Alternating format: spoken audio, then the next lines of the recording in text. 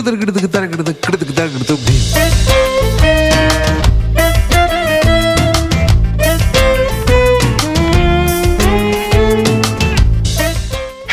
and welcome to the history of Bangalore, and to a growing number of you, welcome back.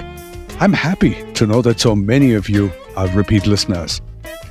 Well, we are well into season 1, the early medieval history, and this is episode 40 and part 5 of my series on the Hoysalas. When Ballala I took over the kingdom, he had at his side his brother and future king, Vishnuvardhana. But they together had a thorn in their side, their overlords, the Chalukyas. Now, we don't really have enough information about the relationship between the Hoysalas and the Chalukyas, but whatever we do have would suggest that it was a rather tenuous, arm's-length relationship. The Hoysala brothers were ambitious and they were tough.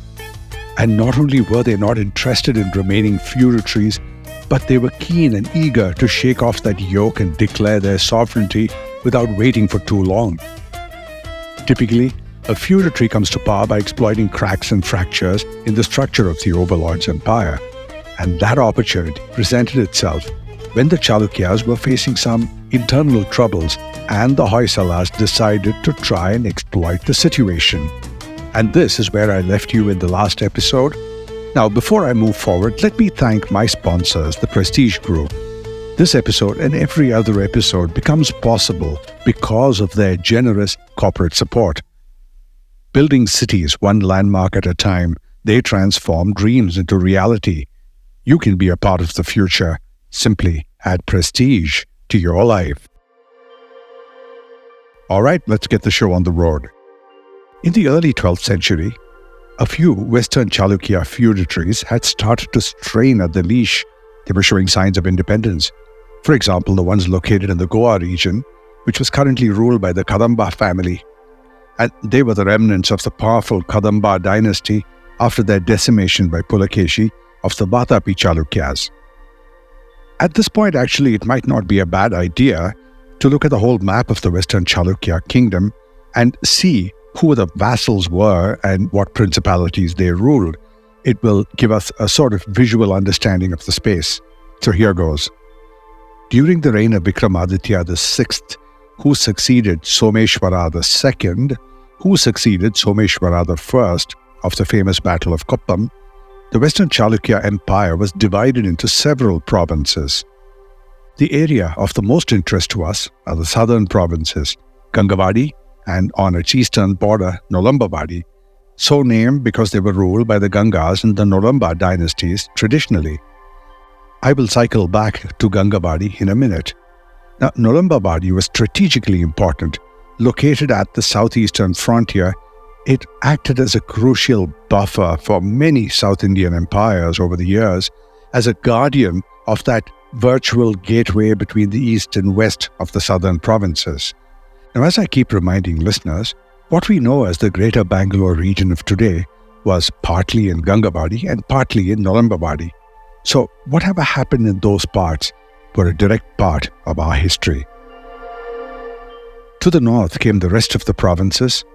In the northwest, there was the Yadava territory of Devagiri, which was previously known as Shunadesa. Along the Konkan coast, the Silharas managed the northern, southern, and Kolhapur regions. The Kadambas, as I said before, held sway in Goa, and a little further away towards Banavasi, a cousin branch was run by the Hangal Kadambas of Hangal. And further east towards Hyderabad was the Principality of Yelburga, ruled by the Sindas.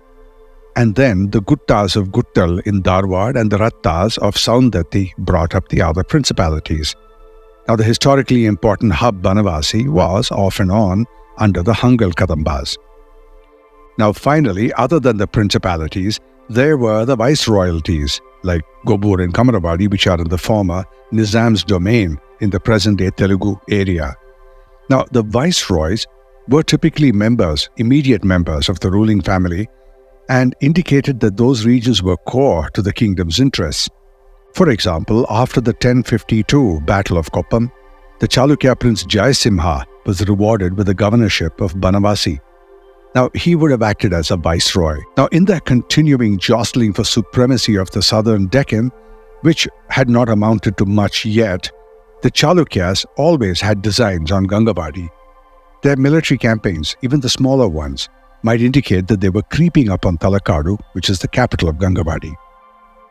Now, Talakadu was currently ruled by the Choras, even though the Battle of Koppam had enabled the Chalukyas to carve out pieces of the Gangavadi, and in these pieces they installed the Hoysala Vinayaditya as the Mahamandaleshwara, or governor.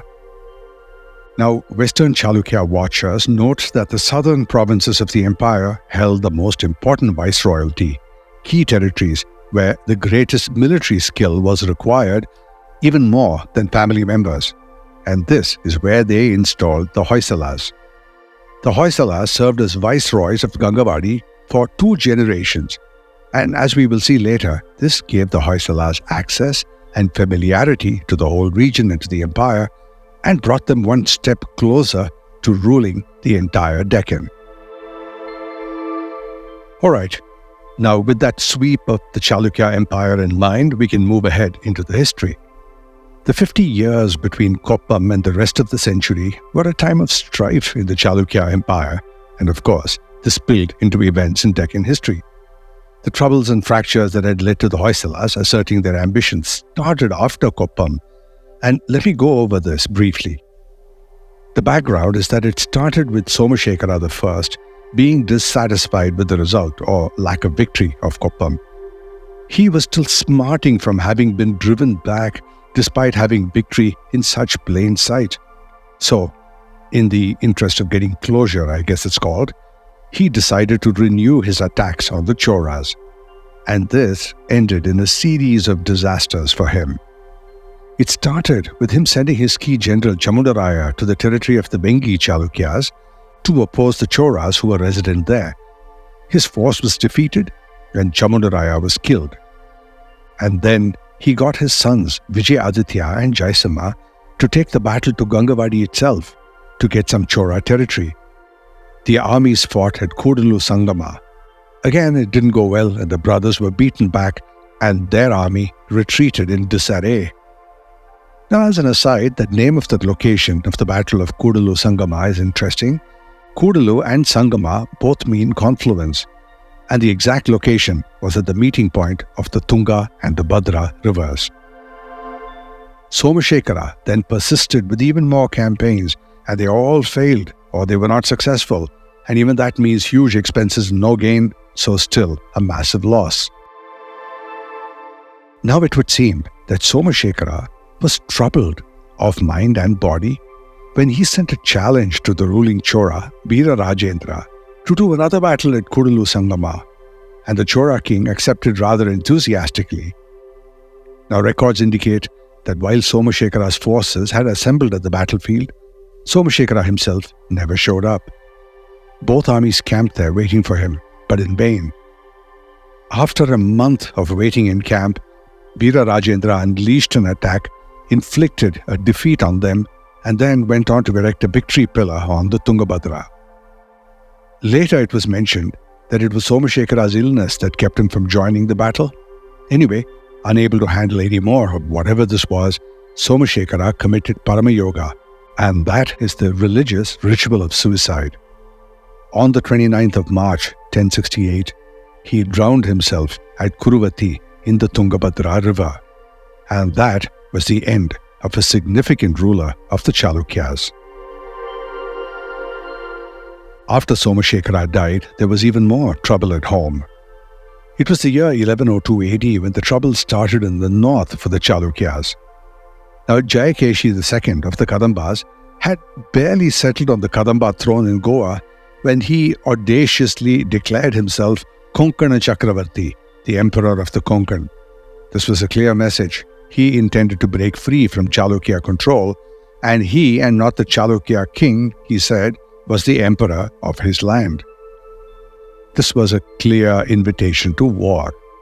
Meanwhile, towards the east, the king Tailappa of the cousin kingdom, Hangal Kadambas, wasn't openly defiant, but he began making himself to be what one historian hilariously termed epigraphically known, which means he started releasing inscriptions, ignoring the Chalukya governors in his region, because when you are a feudatory, typically all the prashastis and the inscriptions will recognize the position of the overlord emperor. Well, he didn't do that. Now, to address all of these insults, the Chalukyas had become very busy north of the Tungabhadra, and they left the south kingdom vulnerable. Seizing that moment, Ballala struck. His first target was Uchangi, which is in the Davanagere area. It's a town that exists even today. It's dotted with tiny hills, one of which is a host to a massive hill fort which has been the site of many sieges through history. Now, the Pandya rulers of Uchangi, an old dynasty with a long pedigree, looked down on the Hoysalas as mere upstarts, and they underestimated their challenge. Ballala trounced them and plundered them. He made them not only surrender, but sever allegiance to the Chalukyas and declared them as his vassals. So much that one Pandya record proclaimed, "Only Vishnuvardhana and Ballala are valorous." Now, buoyed by this victory, the Hoysala brothers then crossed the Tungabhadra and advanced swiftly through the northern and western districts.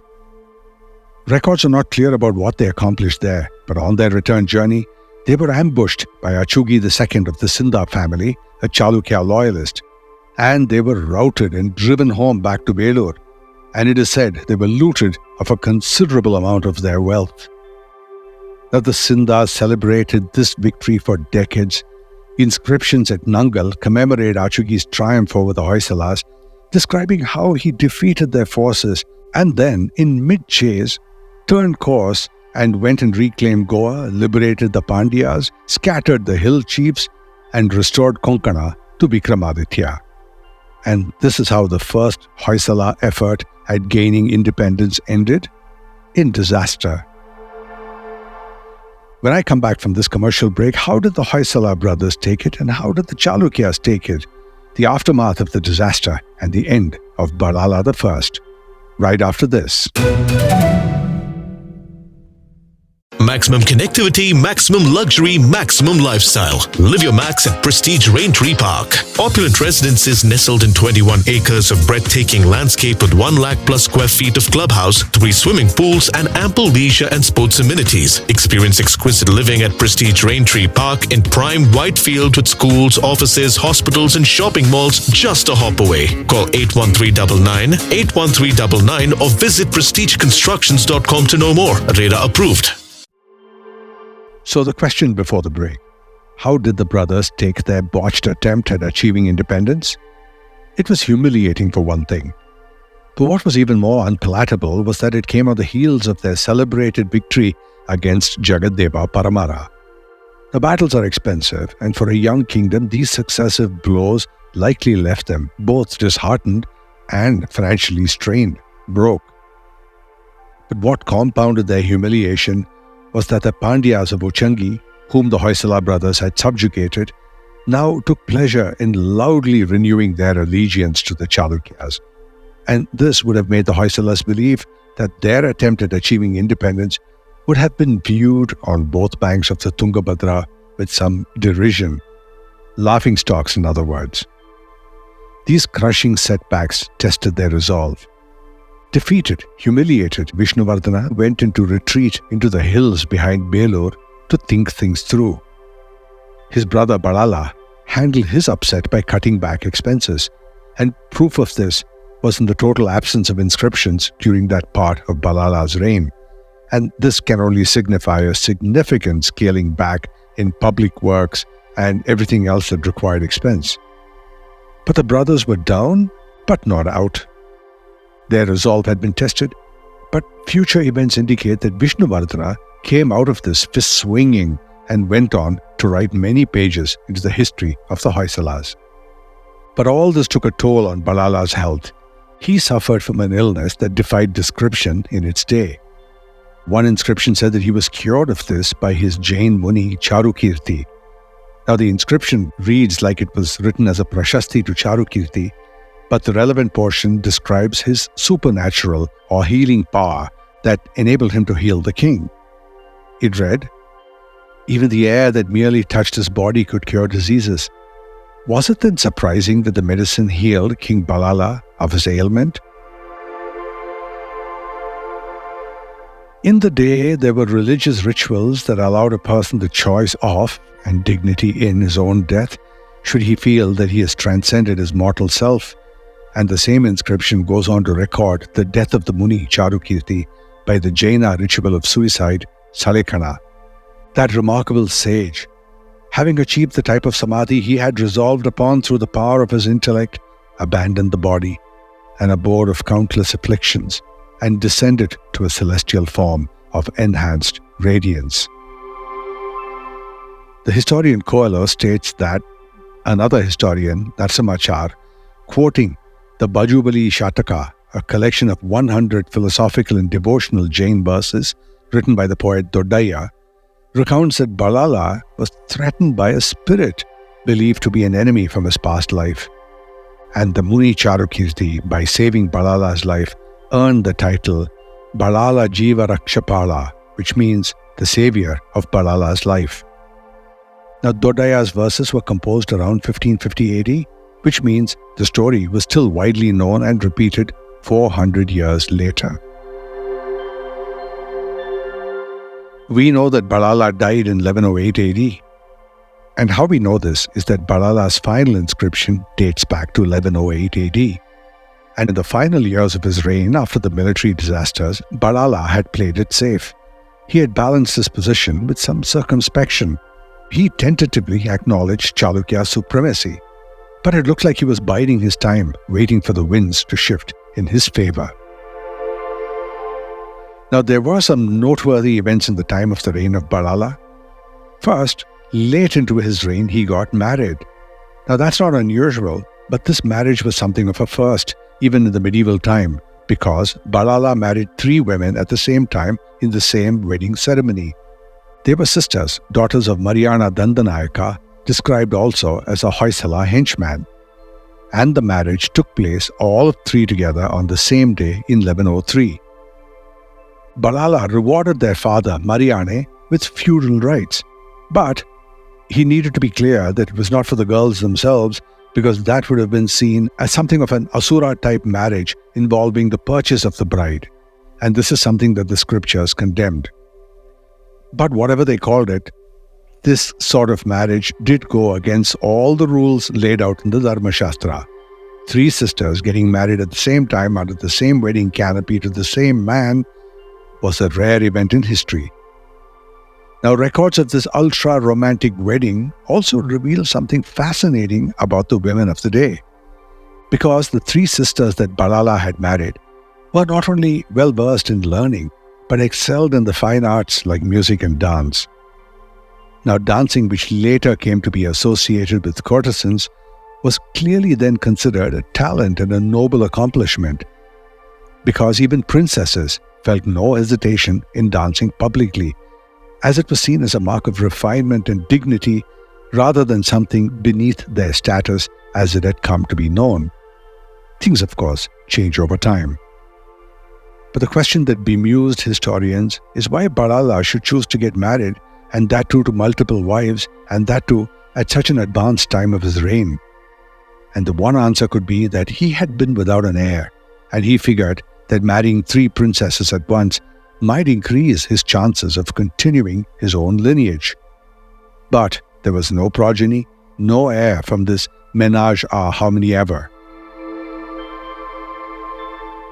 Another notable event during Ballala's time is that although the Hoysalas were principally Jains, they had started to lean more towards the 2 Hindu faiths of Shaivism and Jainism.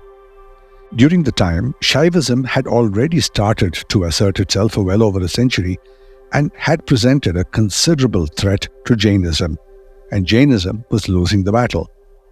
By Hoysala historian Duncan Derrett, and I quote, "Jainism had become somewhat inflexible and seems to have outlived its wide and well-deserved hold on the affections of the learned communities, not to speak of the illiterate public. And Shaivism, he said, was the new liberal movement of the day." Deccan kings have always known to be secular in their approach, and they patronized different faiths, even if they principally identified with one of them.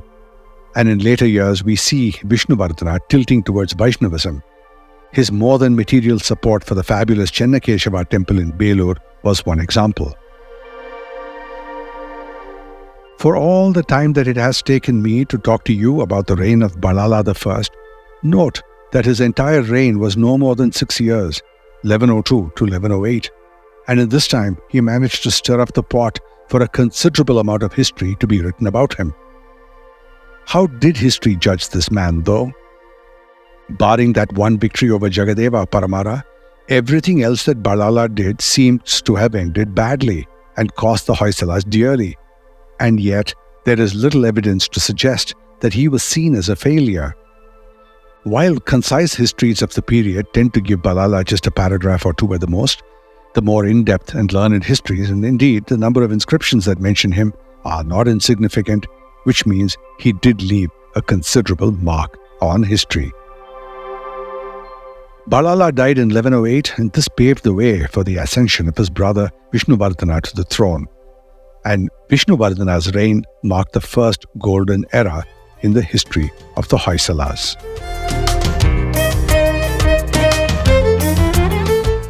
Major things happened during the time of Vishnuvardhana's rule. He got Talakadu from the Choras, established independence in practice from the Chalukyas, and he turned the Hoysala principality into the empire that it has become. All that is coming up in the very next episode. Hit that button to get alerted. I am Ramjee Chandran, and this is the history of Bangalore.